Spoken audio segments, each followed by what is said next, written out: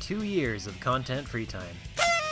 I started this channel 2 years ago in late 2014, and now here we are at the start of 2017.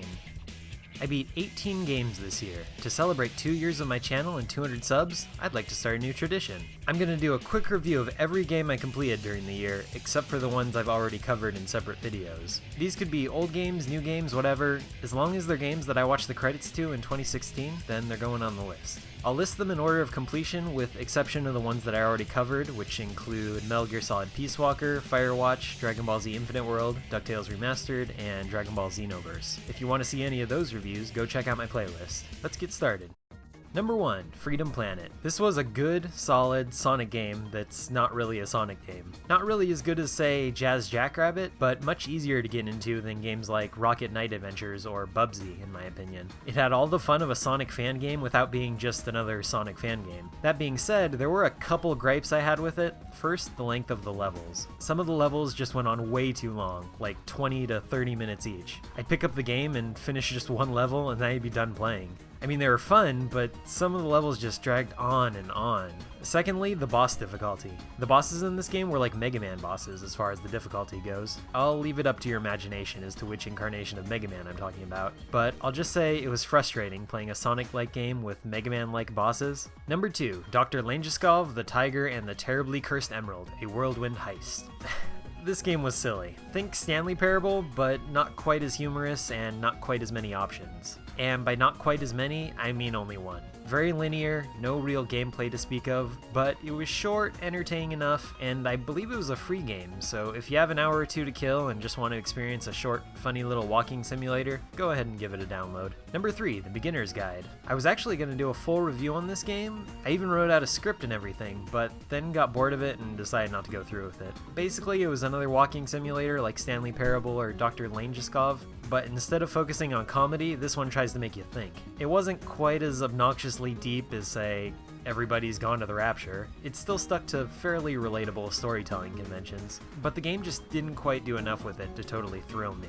It kept me entertained enough to finish it, which is more than I can say for Everybody's Gone to the Rapture, but I didn't think it was anything to write home about. Number 4, Ace Attorney Trials and Tribulations. I really like Phoenix Wright games, but I sort of have to be in the mood to play them, and that's why I'm so far behind. I beat 1 and 2 years ago, and I got partway through 3, but then I got bored with it and never had the motivation to pick it up again until this year, and I'm glad I did. It's a super entertaining game. I don't know if I can call it fun since there's not so much gameplay, but the story was really entertaining, and it made for a great ending to the trilogy. Number 5, Super Mario 3D World. Meow. This game, I don't know what to say about it. I sort of wish it was Sunshine 2 or Mario 64 2, because those are my favorite 3D Marios.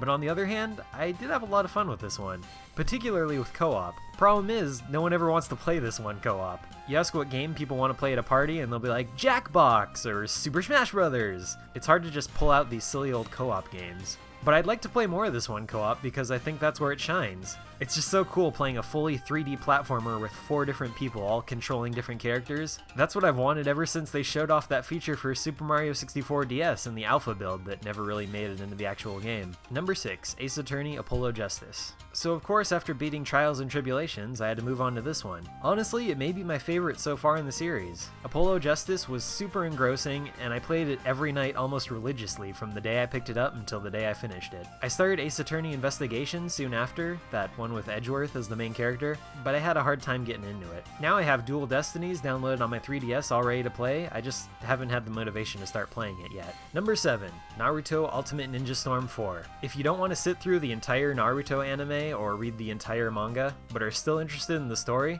then this game is easily the best way to get into the series. Just play Naruto Ultimate Ninja Storm 1 through 4. They somehow managed to cover the entire series pretty faithfully and have awesomely fun gameplay to boot. This game has the perfect engine for a fighting game in my opinion. It's fluid, it's fully 3D so you can run around anywhere. The game looks amazing, the controls are great, the music is great. A perfect game adaptation for the series, and in my opinion, it's even better than the anime or the manga. Number 8, Just Cause 3. Just Cause 2 was one of my favorite games of all time. 3 had a lot to live up to, and for the most part, it delivered. It was more or less the second game, but with better graphics and more of everything. I think think my biggest complaint with this one is that it wasn't as well optimized as the second game. It looked a lot nicer, but at the cost of the frame rate, and you should never trade prettier graphics for a lower frame rate. Video games need to be smooth.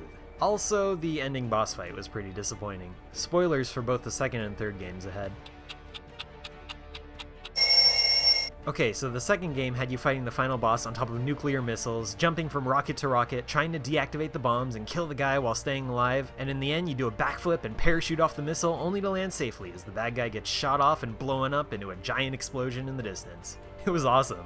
Now in the third game, you fight the final boss inside of an active volcano, which is pretty cool, but after you shoot down his helicopter, he gets up, gives a stupid monologue, and then you have the option to either shoot him or wait it out. If you shoot him, he dies, and that's the end of it. If you don't shoot him, he just falls back and presumably kills himself, but the screen fades out immediately and you don't even get to see anything. If they really wanted to make this fight as cool as the one from the second game, they should have had Rico in a fist fight with Di Ravello on the edge of the volcano, and then when you finish him off, you kick him off the edge or something, and then you get to watch him fall down and plummet to his death, maybe get another explosion in there somehow for good measure. That would have been a satisfying ending. Sorry to dwell on this for so long, but I just love this game. I really wish the ending wasn't so banal. Number 9, Gravity Rush. Best game on the Vita, hands down. Cool aesthetics, great music, fun and engaging gameplay, though it did get a bit repetitive after a while, and the story was pretty dumb. I really hope the sequel manages to improve on those two aspects. Number 10. The Misadventures of Bon.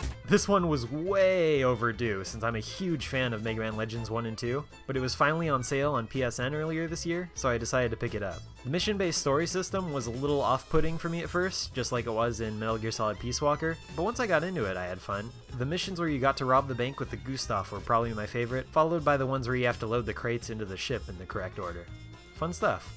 Number 11, Mirror's Edge Catalyst. This was another Just Cause 3 situation for me. I loved the first game, and the sequel was going to have a hard time living up to the name. I think Catalyst delivered for the most part, with mainly just more of what made the first game good. Only problem is it was sort of forgettable. With the first game, it was more of a novelty, so it really stuck out. Now it's just more of the same. I mean, it's fun and all, I really enjoyed it, but it didn't have much new stuff to offer. Number 12, Pokemon Art Academy. I did it, guys! I graduated from art school! Look at all of my drawings! And finally, number 13, Hatsune Miku Project Mirai DX. It's a rhythm game. There's not much else to say. I enjoyed it. There it is, every game I beat this year aside from the ones I've already covered on the show. How many of them have you played? Were your opinions different from mine? Let me know in the comments. If you liked the video, give it a like. If you didn't, give it a dislike. Subscribe if you want to keep hearing me ramble on about video games. And if you want to see some other videos like mine, go check out limitedlives.com, your source for lesser known quality gaming videos. Thanks for watching.